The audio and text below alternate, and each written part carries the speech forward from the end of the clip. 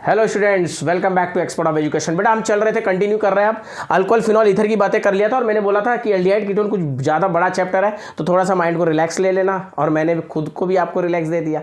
अब aldehyde ketone carboxylic acid के जो इंपॉर्टेंट क्वेश्चन है वो यही है बेटा कि देखो एल्डिहाइड कीटोन कार्बोक्सिलिक में तो आप छोड़ नहीं सकते हो ना एल्डोल को, ठीक है ना कैलेंजाइरो को, ना रोजेनमुंड को, ठीक।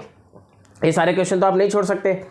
उल्फ किश्नर, मतलब यहाँ पे सारे ही मैं बोलूँगा इंपॉर्टेंट टाइप के क्वेश्चन है क्योंकि हर बार आए हुए हैं। ऐसा नहीं बोलूँगा कि यही पढ़ लो बेटा यही आ रहा है, हाँ, लेकिन इसमें एक बहुत इंपॉर्टेंट जो एल्डोल की बातें कर रहा हूँ, एल्डोल उसको तो पढ़ के ही जाना है आपको।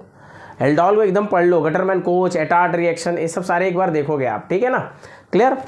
अब अमाइंस की अगर मैं रिएक्शन की बातें करूँ, अमाइंस की, ठीक है, अमाइंस के रिएक्शन की बातें करूँ तो अमाइंस बहुत छोटा सा एक चैप्टर है और अमाइंस के रिएक्शन जो है, कुछ रिएक्शन जैसे हिजनबर्ग टेस्ट और असाइलेशन, ये दोनों रिएक्शन को आप सेम मान लो। क्यों?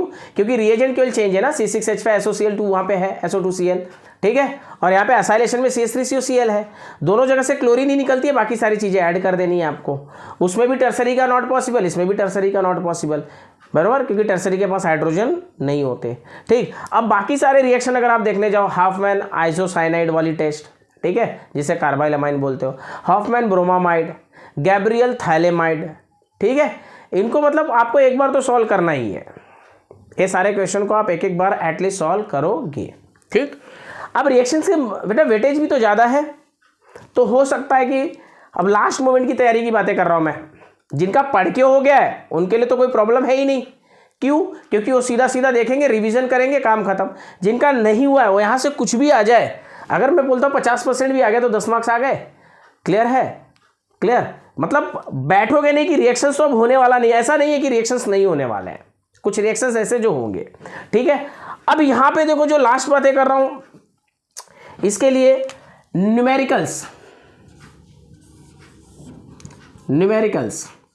अब कुछ बच्चे होंगे जो रिएक्शंस में अच्छे नहीं होंगे लेकिन न्यूमेरिकल्स में अच्छे होंगे। किसमें? न्यूमेरिकल्स में। 19 to 14 marks, sorry 9 to 14, not 19, numericals, ठीक है। कुछ बच्चे होते हैं जिन्हें रिएक्शन में बहुत प्रॉब्लम होती है लेकिन न्यूमेरिकल्स बहुत फास्ट होता है। क्यों फास्ट होता है? मैथ्स फास्ट होता है, फॉर्मूला याद करके रखो, अरे भाई फॉर्मूले पे तो भेज रहे हैं, फॉर्मूला पढ़ लो, ठीक है, कहानी खत्म। समझ में आ रही बात है? कुछ होते हैं जो न्यूमेरिकल्स वीक होगा लेकिन रिएक्शन में स्ट्रांग होंगे, तो कोई बात नहीं, कहीं ना कहीं से मार्क्स आने चाहिए।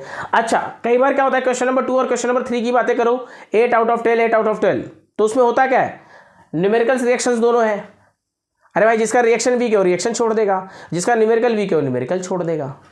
8 ही तो अटेम्प्ट कर रहे हैं ना बेटा, 4 तो एक्स्ट्रा क्वेश्चन दे रहा है और लास्ट वाले में भी तो 2 क्वेश्चन एक्स्ट्रा देगा आपको, ठीक है ना। अरे 3 ही अटेम्प्ट कर रहे हैं ना आउट ऑफ 5, पेपर पैटर्न तो पता ही है आपको ऑलरेडी, ठीक। तो ये 9 to 14 मार्क्स में देखो मैं आपको बताते जा रहा हूं कि पहले वाला चैप्टर जो है ना, पहला चैप्टर फर्स्ट चैप्टर कौन सा? Solid state. सॉलिड स्टेट का क्वेश्चन कौन सा है आपको मालूम है ना? डेंसिटी वाला, रो वाला, Z into M, Z की जगह पर आप N भी लिख सकते हो, N into M, ठीक है ना, याद आ रही है, 1/A³ into NA, Avogadro's number हो गया NA 6.022 into 10⁻23, ठीक है ना। एज लेंथ हो गई ये, ठीक। N is what? N याद कर लो, सिंपल क्यूबिक का 1, BCC का 2, FCC का 4, यही तो 3 है, यही आनी है। और इनका तो मैं बोलूँगा परसेंटेज भी याद कर लो, ठीक है। वॉइड्स, इनके वॉइड्स के जो ऑक्यूपाई स्पेस है वो भी याद कर लो, अनऑक्यूपाइड है वो भी याद कर लो। दूसरी चीज़ इनका कोऑर्डिनेशन नंबर जो है माइंड में फिट कर लो, 6, 8, 12। नंबर ऑफ पार्टिकल याद कर लो, 1, 2, 4, ठीक है ना, क्लियर। मतलब ये इस पर बार बार देखोगे और 2 ही क्वेश्चन बनते हैं उसके ऊपर, ठीक है। मैं टोटल ओवरऑल बोल दूं तो 3 बनते हैं, एक आ जाता है आपको कभी कभी अर्जेंटा मतलब सिल्वर का क्वेश्चन, दूसरा ऑरेट मतलब गोल्ड का क्वेश्चन, और तीसरा नियोबियम। आप जाके पेपर को चेक करोगे, यही क्वेश्चन बार बार यहाँ से मिल रहे हैं सॉलिड स्टेट में, ठीक है, क्लियर। अच्छा ये भी बता दूं, देखो क्लियरली एकदम 100% ना मान लेना कि सॉल्व क्वेश्चन ही आते हैं, लेकिन आप अगर पेपर सॉल्व करोगे तो आपको मालूम पड़ेगा कि सॉल्व क्वेश्चन ही ज्यादा बार आए हुए हैं, 80% सॉल्व न्यूमेरिकल्स ही आए हुए हैं। तो सॉल्व न्यूमेरिकल्स जो नहीं पढ़े उन बच्चों की बातें कर रहा हूँ कि जो सॉल्व न्यूमेरिकल्स है उनको एटलीस्ट करके जाना, उनको लास्ट मोमेंट पे कर लो, अभी भी है ना आपके पास टाइम, काफ़ी टाइम है। अभी तो 11 से पेपर स्टार्ट होगा, उसके बाद कहीं जाके फिजिक्स आएगी, फिर केमिस्ट्री आएगा, ठीक है ना, क्लियर। मतलब नियर अबाउट 17 to 18 डेज में मान के चलता हूँ, इतना तो है आपके पास, केमिस्ट्री के लिए, फिजिक्स के लिए भी 16 डेज है। ठीक, क्लियर। तो सॉल्यूशन चैप्टर्स के फॉर्मूले बस याद रखो, फॉर्मूले। और जिनके ऐसे लग रहे हैं कि ये न्यूमेरिकल सब मेरे माइंड से ऊपर जाने वाला है, क्योंकि पढ़े नहीं हो तो लास्ट मोमेंट पे ऐसा भी हो सकता है कि बहुत सारे ना याद हो, ठीक है ना। लेकिन कुछ ऐसे चैप्टर के क्वेश्चन है जो याद हो जाएंगे, जैसे मैं आपको बताते जा रहा हूं, बहुत माइंड में फिट रखो। थर्मोडायनामिक्स पहले उठा लो। क्यों बोल रहा हूं मैं? क्योंकि थर्मोडायनामिक्स के हर एक न्यूमेरिकल्स इजी है। कैसे? देखो, ध्यान देना। थर्मोडायनामिक्स टेक्स्ट बुक ओपन कर लो, मैं एक एक क्वेश्चन बताते जा रहा हूं, आप टेक्स्ट बुक में देखते जाओ और देखो, बहुत इजी है। जैसे मैंने आपको बोल दिया है, इंथैल्पी पूछा आपको, ठीक है, स्टैंडर्ड इंथैल्पी ऑफ फॉर्मेशन या स्टैंडर्ड इंथैल्पी ऑफ कंबशन, ठीक है। अगर ऐसा क्वेश्चन पूछ रहा है तो याद रखो, the total energy of a product side minus total energy of a reactant side है, ठीक है ना। Enthalpy of product side minus enthalpy of reactant side, ठीक। अगर बॉन्ड इंथैल्पी का क्वेश्चन आ रहा है, सर यही बहुत बड़ा डाउट है हमें कि बॉन्ड इंथैल्पी के भी क्वेश्चन में स्टैंडर्ड इंथैल्पी ही पूछता है ना, ये डाउट बच्चों में रहता है, ठीक है ना। जब मैं लेक्चर्स लेता हूं तो ये बच्चे जनरली मुझे ऑफलाइन में भी पूछते हैं कि सर ये क्वेश्चन में मालूम कैसे पढ़े। तो ध्यान देना बेटा, मैं यहां आपको बता रहा हूं कि बॉन्ड इंथैल्पी पूछ रहा है या कोई अदर इंथैल्पी पूछ रहा है। तो देखो जरा ध्यान देना, क्वेश्चन में तो पूछता है कैलकुलेट स्टैंडर्ड इंथैल्पी। अब बॉन्ड इंथैल्पी ये कैसे मालूम पड़े? क्योंकि बॉन्ड इंथैल्पी के लिए क्या हो जाता है फॉर्मूला? रिएक्टेंट माइनस प्रोडक्ट हो जाता है ना, summation of delta H of reactant minus summation of delta H of product हो जाती है। बाकी सबके लिए क्या है? प्रोडक्ट माइनस, फिर से रिपीट कर रहा हूं, ध्यान देना, लिख लेना, product minus reactant for other enthalpies. और बॉन्ड इंथैल्पी पूछता है तो रिएक्टेंट माइनस प्रोडक्ट का इंथैल्पी, रिएक्टेंट का इंथैल्पी माइनस प्रोडक्ट का इंथैल्पी, ठीक है।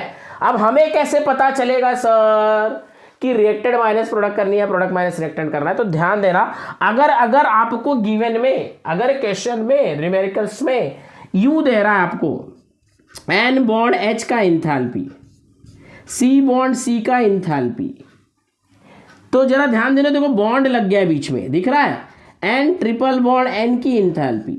बीच में अगर बॉन्ड लग गया है बेटा, बीच में बॉन्ड लग गया है, मतलब वो बॉन्ड इंथैल्पी का क्वेश्चन है। आपको बोल रहा है कैलकुलेट स्टैंडर्ड इंथैल्पी, लेकिन इस तरह बॉन्ड बीच में लगा दिया मैंने, ठीक है। न्यूमेरिकल्स में आप जाओगे, चेक करोगे, पेपर उठा के साइमल्टेनियसली, शायद तो पेपर भी देख लो, टाइम तो भी है नहीं आपके पास ना, तो क्या करो साइमल्टेनियसली पेपर भी उठा के देख लो, ऐसा क्वेश्चन मिलेगा आपको, ठीक है। और जो सॉल्व कर रखे होंगे उन्हें पता भी होगा। तो इस तरह अगर बॉन्ड दिया हुआ है, मतलब वो बॉन्ड इंथैल्पी का क्वेश्चन है, मतलब उसमें क्या करोगे? रिएक्टेंट की इंथैल्पी माइनस प्रोडक्ट की इंथैल्पी। एक क्वेश्चन कर लेना उस टाइप का, आपको समझ में आ जाएगा, ठीक है ना।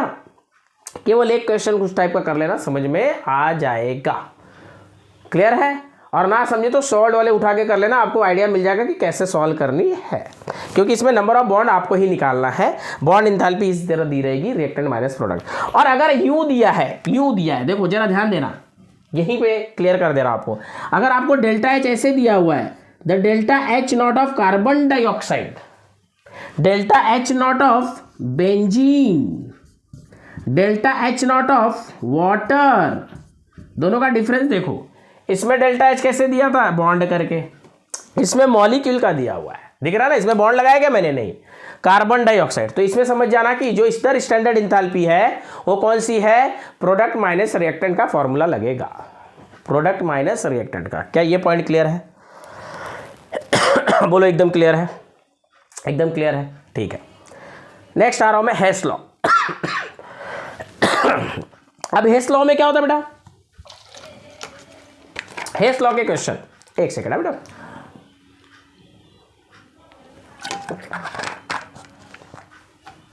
अब हेस लॉ के क्वेश्चन में क्या होता है? एक डेटा दे देगा आपको, 2-3 रिएक्शंस दे देंगे और उस रिएक्शन से हमें एक फॉर्मेशन का रिएक्शन बनाना होगा, ठीक है, या कंबशन के रिएक्शन बनाने होंगे, फॉर्मेशन या कंबशन, ठीक है। फॉर्मेशन और कंबशन में बच्चे बहुत ज़्यादा डाउट में आ जाते हैं। फॉर्मेशन अगर बोल रहा है टेंशन मतलब, जैसे मिथेनॉल बनानी है, क्या बनानी है? मिथेनॉल। तो अगर फॉर्मेशन बोला है मतलब प्रोडक्ट में मिथेनॉल लिख दो। और अब इस मिथेनॉल के साथ कोई भी बैलेंसिंग मत करो, मेरे बोलने का मतलब इसके साथ कोई भी मस्ती ना करो, कोई भी बैलेंसिंग मत करो, कोई छेड़खानी ना करो। अब इसको फॉर्मेशन देना है तो ये 1 मोल ही रहेगा। अब यहाँ पे आ जाओ, ये कौन कौन से कंस्टिट्यूएंट से बने बस वो लिख दो। देखो किससे बना बेटा? Carbon, hydrogen and oxygen. यहाँ लिखो कार्बन, हाइड्रोजन ऑक्सीजन, उसका नेचुरल स्टेट लिखना। तो आपको मालूम है ना कार्बन का नेचुरल स्टेट सी, ग्रेफाइट जो होती है, हाइड्रोजन H2 होता है और ऑक्सीजन O2। अब बैलेंस करना है ना वो लेफ्ट साइड में करोगे, क्योंकि फॉर्मेशन बोला है, जब फॉर्मेशन बोलेगा तो राइट में बैलेंस नहीं करना है। तो देखो इधर कितनी कार्बन है 1, लेफ्ट में भी 1 आ गई। इधर कितने हाइड्रोजन है बेटा 3 + 1 4, इधर 2 था ना, आगे 2 लगा दो, 2 2 = 4। इधर कितनी ऑक्सीजन है बेटा 1, और इधर कितने 2, तो हाफ लगा दो, 2 से 2 कैंसिल हो जाएगी इस तरह, ठीक है। और अगर कंबशन बोल दे, क्या बोल दे, कंबशन बोल दे, जैसे मैं यहां पे ले लेता हूं C6H12O6, कंबशन मतलब तो पता ही है, the reaction which occurs in the presence of oxygen.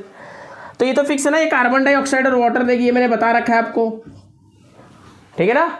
Hydrocarbon and derivative of hydrocarbon is always gives what, carbon dioxide and water molecule, ठीक है, when it reacts with oxygen, मतलब कंबशन के reaction में। आप जब बैलेंसिंग करोगे ना, अब इसके साथ नो मस्ती है। सर आप क्या बोल रहे हैं बेटा, फॉर्मेशन है ना तो इधर 1 मोल आएगा, प्रोडक्ट में फॉर्मेशन बोला ना, फॉर्मेशन क्या बनाते, क्या हो प्रोडक्ट ही बनाते हो ना, 1 मोल। जब मैं कंबशन बोलूंगा तो बेटा इस साइड जो है इसको बैलेंस मत करना, इसको देखकर बाकी सारे बैलेंस कर देना आप, इसको छोड़कर। तो देखो यहां कितने कार्बन है 6, यहां कितने 1, तो यहां लिख दो बेटा 6। यहां कितनी हाइड्रोजन है 12, यहां कितनी है 2, तो 6 2 = 12 होगा बेटा, तो यहां लिख दो 6, ठीक है। बैलेंस हो गई carbon and hydrogen, left to right balance कर दो। अब ऑक्सीजन बैलेंस करनी है तो राइट में देखो, 6 2 = 12, 6 1 = 6, 12 और 6 कितनी होगी बेटा, 12 और 6 18 हो गई। 18 में से पहले ये वाली 6 माइनस कर दो, 12 हो गया। अब देखो इसको बैलेंस करना है, 12 करने के लिए 6 2 = 12, इस तरह, ठीक है ना। क्योंकि जब तक आप स्टोइकोमेट्रिक कोएफिशिएंट नहीं लगाओगे, अभी जैसे एनर्जी यहाँ पे समझ लो, मान लो एक एग्जांपल में ले लेता हूँ, यहाँ पे सी है x दिया हुआ है, x kg पर मोल, ठीक है, x kg पर मोल। तो ये CO2 का दिया है, तो रिएक्शन तो आपने बनाया ना, तो इसकी एनर्जी कितनी हो जाएगी, Cx हो जाएगी, ठीक है ना, 6x हो जाएगी। क्यों, अरे भाई ये 1 मोल का दिया हुआ है, इधर कितने मोल है 6 मोल, समझ रहे हो। समझ लो मान लो यहाँ 200 kg होता तो यहाँ कितना हो जाता, 600 इंटू 6 इंटू 200 कितना हो जाता 1200 kg, समझ रहे हो। तो ये रिएक्शन को बैलेंसिंग आपको आनी चाहिए। और हेस लॉ के क्वेश्चन में क्या होगा, 3 डेटा दे देगा, ठीक है, गिवन 2 भी दे सकता है, ऐसा नहीं कि 3 ही दे, मोर देन 1 होगा, ठीक है ना। हेस लॉ पढ़ाया था मैंने, याद होगा ना हेस लॉ, हाँ, वो स्टेप वाइज करो रिएक्शन या डायरेक्ट करो कोई भी रिएक्शन, उन दोनों की इंथैल्पी क्या होती है, सेम होती है, ठीक है ना। मुझे ए पॉइंट से बी पॉइंट पे जाना है, अब मैं ऐसे जाऊं, सीधा जाऊं, घूम कर जाऊं, फिर के जाऊं, हाँ कैसे भी जाऊं, दोनों की इंथैल्पी सेम मानी जाती है, ठीक है ना। यही अपना हेस लॉ था। तो उन तीनों डेटा को, गिवन डेटा को 2 डेटा 4 डेटा जो भी दिए हो, 3 से ज़्यादा कभी नहीं देता है, 2 या 3 देते हैं, ठीक है। उन डेटा का यूज़ करके आपको फॉर्मेशन बनानी है, जैसे जैसे आप उसमें चेंजेस लाओगे उसमें भी चेंजेस लाओगे। और अगर ना समझ में आए तो मेरे को बोलना, मैं आपको इस टाइप के क्वेश्चन भी करा दूंगा, कोई टेंशन नहीं है, लेकिन पहले पढ़ना ज़रूरी है, ठीक है ना। पढ़ोगे आप, पहले भी मैंने कराया हुआ है, नहीं समझा होगा तो फिर से आप मुझसे पूछ लोगे, ठीक। तो इसे नहीं छोड़ना है। तीसरा आपको पूछता है spontaneous and non spontaneous, exothermic and endothermic. तो एक्सो एंडो पहचानना तो बहुत ज़्यादा इजी है, बोलो कैसे। अगर आपका डेल्टा H निगेटिव है, डेल्टा H क्या है, निगेटिव है, मतलब वो एक्सोथर्मिक है, और डेल्टा H पॉजिटिव आ रहा है तो एंडोथर्मिक लिख देना, सीधा सीधा, ये 1 मार्क्स इसके ऊपर सीधा मिल जाता है, तो इसको नहीं छोड़ोगे। अब एक क्वेश्चन आता है कि आपको चेंज करने को बोलता है कि स्पॉन्टेनियस टू नॉन स्पॉन्टेनियस, ठीक है, या नॉन स्पॉन्टेनियस टू स्पॉन्टेनियस। तो उसके लिए आपने एक फॉर्मूला पढ़ रखा है टेम्परेचर का, T = delta H0 upon delta S0। याद आ रहा है, याद आ रहा है, बोलो, पढ़ चुके हो ना इसको, यहां से यहां चेंज कर सकते हो। और लास्ट वाला एक फॉर्मूला जो स्पॉन्टेनियस नॉन स्पॉन्टेनियस के लिए, वो कौन सा है बोलो, डेल्टा G0 वाला, गिव्स फ्री एनर्जी का मैंने पढ़ाया था ना आपको, गिव्स फ्री एनर्जी, ठीक है ना। Delta H0 - T delta S वाला पूरा सारा एक्सप्लेनेशन दिया उसके बारे में मैंने आपको, ठीक है ना। और एक जो बची जो 1 मार्क्स में आती है, that is delta U = Q + W, हो गया थर्मोडायनामिक्स। और यहां से मैं आपको शॉर्ट बता रहा हूं कि यहां से एक क्वेश्चन कंफर्म है, नो डाउट, लिख लो, थर्मोडायनामिक्स से एक क्वेश्चन तो कंफर्म है। 2 आ गई तो और अच्छी बात, 3 + 1 4 हो जाएगा, ये पूछता है ना, इसीलिए तो 19 to 14 मार्क्स का है, 9 to 14 मार्क्स का है, ठीक है, क्लियर। यहां से एक क्वेश्चन कंफर्म है, ऐसा मत समझना यहां से क्वेश्चन नहीं, यहां से क्वेश्चन कंफर्म है, और जितने क्वेश्चन बताए इसी में से आ रहे हैं क्वेश्चन। और देखो फर्स्ट लॉ ऑफ थर्मोडायनामिक्स जब आप पढ़ते हो तो उसका मैथमेटिकल एक्सप्रेशन भी तो यही है, ठीक है। और आपने 4 प्रोसेस जो पढ़ा रखे हैं मैंने आपको, आइसोथर्मल, याद आ रहा है कि नहीं, हाँ, आइसोबेरिक, आइसोकोरिक, एडियाबैटिक, ये 4 प्रोसेस के जो डेफिनेशन है वो तो पढ़ोगे, और सारे डेफिनेशन सेम है, मैंने आपको आइडिया दे रखा है, ठीक है। और एडियाबैटिक में बस लिखना है कि there is no exchange of heat from system to surrounding और सराउंडिंग टू सिस्टम, बाकी सारे तो सेम ही है ना, थ्रू ट्रांसफॉर्मेशन, ये सब पढ़ोगे एक बार, ठीक है ना, लेके बैठो टेक्स्ट बुक देखते रहो, बराबर, क्लियर। अब उसको फर्स्ट लॉ ऑफ थर्मोडायनामिक्स में अप्लाई करने को भी बोलता है, तो एक तो ये 4 डेफिनेशन और उसको जो फर्स्ट लॉ ऑफ थर्मोडायनामिक्स में अप्लाई करने को बोलता है, यहां से लिख लो, एक क्वेश्चन आ रहा है, इसे कंफर्म पकड़ लेना, एक क्वेश्चन आ रहा है, कंफर्म लिख लो, नोट डाउन कर लो, वहां पे एक क्वेश्चन कंफर्म आ रहा है, 1 मार्क्स के लिए कंफर्म है, ठीक है। क्या बोला मैंने, 4 डेफिनेशन, और इस 4 डेफिनेशन के ऊपर जो फर्स्ट लॉ ऑफ थर्मोडायनामिक्स में अप्लाई करने को बोलता है उसमें से एक क्वेश्चन कंफर्म है। एकदम क्लियर हो गई बेटा, यहां बातें क्लियर है। चलो आगे, अब आ जाओ केमिकल काइनेटिक्स में। केमिकल काइनेटिक्स का जो है एकदम सिंपल सा रूल है, अगर रेट लॉ का क्वेश्चन दे रहा है आपको, न्यूमेरिकल्स का रेट लॉ का क्वेश्चन दे रहा है, तो आगे का जो पार्ट है first law, first order, zero order reaction, ठीक है, वहां से चीजें नहीं आएंगी, लेकिन फर्स्ट ऑर्डर, सेकंड ऑर्डर के, फर्स्ट ऑर्डर, जीरो ऑर्डर का भी क्वेश्चन आ सकता है, ठीक है। तो देखो उसको अगर मैं देखने जाऊं तो यहां से रेट लॉ तक जो आप पढ़ते हो, average rate of reaction, instantaneous rate of reaction, ठीक है, उसके बाद आप रेट लॉ बहुत इंपॉर्टेंट ज़्यादा है, ठीक। और यहाँ से मैंने एक क्वेश्चन पहले भी डिस्टिंग्विश में बता चुका है कि ऑर्डर एंड मॉलिक्युलरिटी, और फिर यहाँ आ जाओ अरेनियस का जो कांस्टेंट है, तो मतलब ये चैप्टर में कुछ है ही नहीं, आप पढ़ लो first order of reaction, zero order, pseudo order खत्म, अरेनियस का कांस्टेंट खत्म, और रेट लॉ, और आगे एवरेज रेट ऑफ रिएक्शन है जिसके क्वेश्चन आपको मालूम है कैसे सॉल्व करने हैं। मतलब इस चैप्टर को तो मैं बोलूँगा कि मत छोड़ो, सारे कर लो ना, क्या बचा ही क्या है उसमें।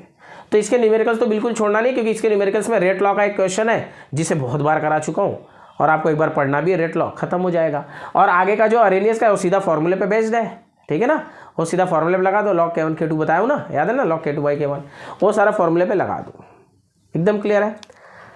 अब आ जाओ जिस चैप्टर से सबसे ज़्यादा लोग डर रहे हैं। अच्छा, न्यूमेरिकल की बातें अभी इलेक्ट्रोकेमिस्ट्री की भी कर लेते पहले।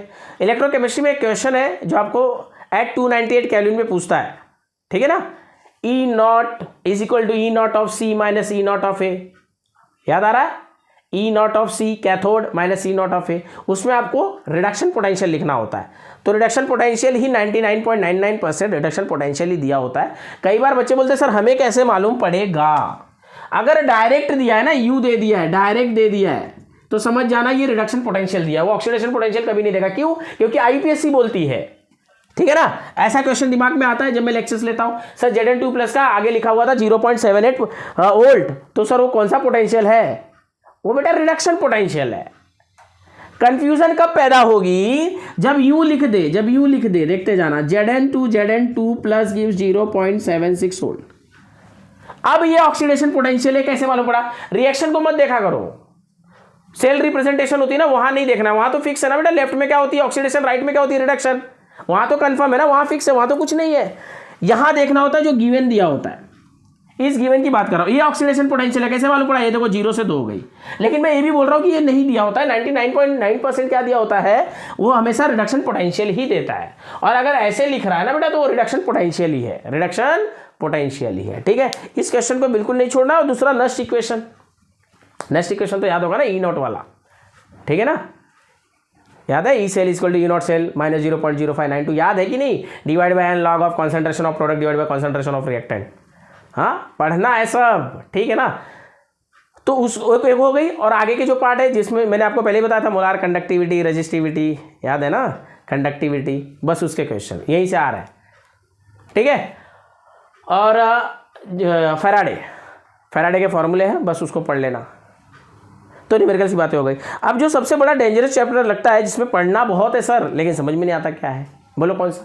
Group 16, 17, 18 elements. ग्रुप 16, 17, 18 के नोटबुक लेके लिख लो, यही क्वेश्चन है, यही क्वेश्चन है एग्जाम में, आप नोट कर लो, यही क्वेश्चन ही है मैं जो बोलने जा रहा हूं आपसे। कौन सा क्वेश्चन है सर? इतने कंफर्म तो बता ही दो सर हमें। तो देखो, physical properties and trends of group 16, 17, 18 है, नोट कर लो, ग्रुप 16, 17 है 18। और anomalous behaviour of oxygen and fluorine, anomalous behaviour of oxygen and fluorine. Third question, inter halogen compound and its types, ठीक है, उसमें उसका हाइब्रिडाइजेशन पूछ सकता है, बहुत इजी है ना, बताया मैंने आपको, समझाया हाइब्रिडाइजेशन, ठीक है, या उसकी ज्योमेट्री पूछ ले, मतलब इंटर हैलोजन में ही सारी चीज़ें आएंगी। चौथा types of oxide, types of oxide, ठीक है। चैप्टर तो सारे पढ़ा है लेकिन ये मैं कुछ इंपॉर्टेंट बताते जा रहा हूँ। टाइप्स ऑफ ऑक्साइड, इतने क्लियर हो गए। इसके बाद उसमें क्या कर लोगे, oxy acid of sulphur, oxy acid of chlorine, bromine, iodine and fluorine. उसमें भी मैं बता दूं क्लोरीन का सबसे ज्यादा इंपॉर्टेंट है, हैलोजन में क्लोरीन की सबसे ज्यादा इंपॉर्टेंट है। और फ्लोरीन तो एक ही बनाता है ना बेटा, हाइपोफ्लोरस, क्योंकि उसका ऑक्सीडेशन नंबर ही 1 है, ठीक है। मतलब ऑक्सी एसिड। और फिर गिव रीजंस, गिव रीजंस बोलने का मतलब क्या हो गया मेरे, गिव रीजंस, जैसे गिव रीजंस में आपको बोल दिया कि अमाइंस आर बेसिक नेचर, ठीक है, जो कि आयनिक इक्विलिब्रिया में भी है, ठीक है। अगर यहाँ पे बोल दिया कि ऑक्सीजन हैज एनामोलस बिहेवियर, या ऑक्सीजन हैज ओनली -2, या fluorine has only -1 oxidation state whereas the other elements has -1 +1 +3 +5 +7, why? तो क्या है, non availability of D orbital. मतलब अगर आपने अच्छे से पढ़ा है एनामोलस बिहेवियर का रीजन और एनामोलस बिहेवियर, देखो रीजन ड्यू टू अलग लिखवाया है मैंने, किसके किसके वजह से होता है वो भी मैंने आपको बताया, और एनामोलस के पॉइंट अलग है। एनामोलस के पॉइंट मैंने नियर अबाउट 8 to 9 पॉइंट्स लिखवाए हुए आपको, ठीक है ना, बराबर। और ये जो ड्यू टू है वो रीजन जो है 3 से 4 रीजन है, ठीक है ना। वो रीजन पूछेगा तो वो गिव रीजंस में ही आ जाता है। तो अगर आप इतना करते हो तो श्योर मान के चलो 8 में से आपके 5 से 6 मार्क्स आ रहे हैं। सर 2 मार्क्स की बातें आप क्यों नहीं किए, तो 2 मार्क्स का बेटा रिएक्शन है, 2 मार्क्स का रिएक्शन है। रिएक्शन में मैंने बहुत सारे पढ़ा है ना आपको, हाँ, कॉन्टैक्ट प्रोसेस पढ़ाया है, उसमें हैबर प्रोसेस पढ़ाया है, ओजोन का प्रिपरेशन पढ़ाया हुआ है, हाँ, किंग ऑफ केमिकल H2SO4 के रिएक्शंस करवाए हुए हैं मैंने आपको, ठीक है ना, बहुत सारे रिएक्शंस है ना, ठीक। तो उसमें देखो हाइब्रिडाइजेशन, ये सारे क्वेश्चन आपको नहीं छोड़ने हैं, क्लियर।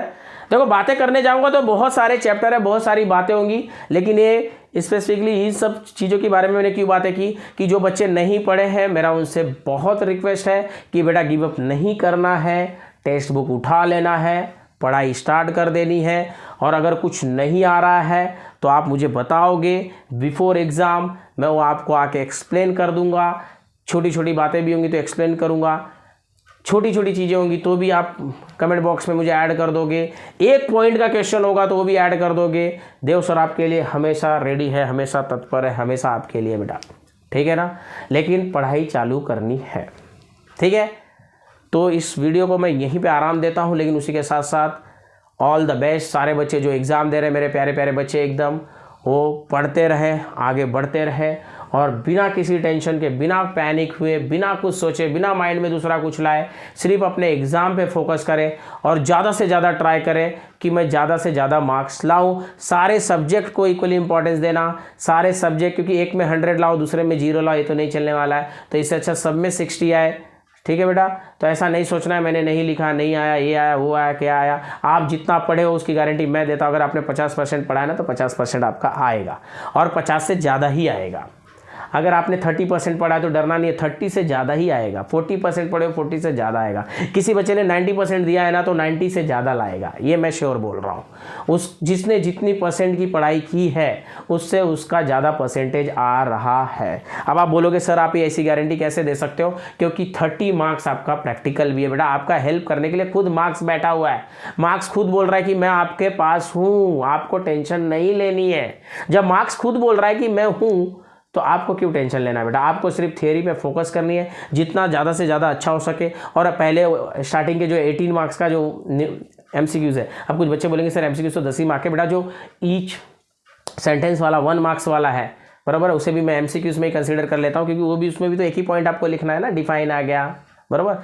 तो या किसी के फॉर्मूले पूछ लिए, ठीक। तो 18 मार्क्स वो भी आपका हेल्प कर रहा है। मतलब वो तो ऐसे क्वेश्चन है ना कि जैसे हम एक एक पॉइंट कहीं से याद कर लिए, पढ़ लिए, लिख दिए। जैसे कि लेंथ एंड एक्टिव कौन से पीरियड में, 6 और 7 में, तो कितना इजी है ना, 6 और 7 ग्रुप, ठीक है। तो छोड़ना नहीं है, अपने आप को बना कर रखना है, ठीक है, क्लियर। और अगर कोई डाउट है तो आप मुझे मैसेज करोगे कमेंट बॉक्स में, और तब तक के लिए बाय बाय।